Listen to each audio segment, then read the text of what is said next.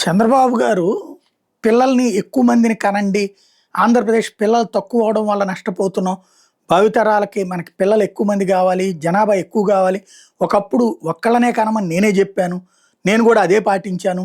నా బిడ్డ గూడా అదే పాటించాడు. ఇప్పుడొచ్చేటప్పటికి ఎక్కువ మంది పిల్లలు గావాలని నేనే జెప్తున్నాను.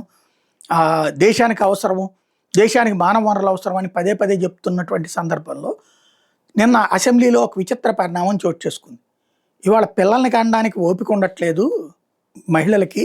కాబట్టి ఐవీఎఫ్ టెస్ట్ ట్యూబ్ బేబీ ట్రీట్మెంట్‌ని ప్రతి ప్రభుత్వ ఆసుపత్రిలో తీసుకొస్తే అప్పుడు గేమ్ చేంజర్ అవుతది.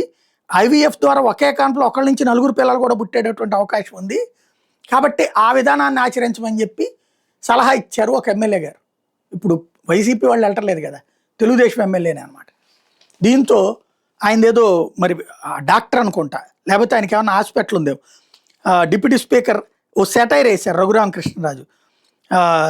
నలుగురు ఏది బాబు మామూలుగా కనొద్దు, టెస్ట్ ట్యూబ్ బేబీలనే కనండి అని మాట్లాడడం కొంత అన్యాయమైనా చక్కగా వివరించారని చెప్తూ మీ వ్యాపారానికి అనుగుణంగా చాలా చక్కగా అన్వయించారంటూ ఆయన వ్యాఖ్యానించారన్నమాట. తద్వారా ఈయన ఉద్దేశపూర్వకంగా అది చెప్పారన్నటువంటిది అర్థమవుతుంది.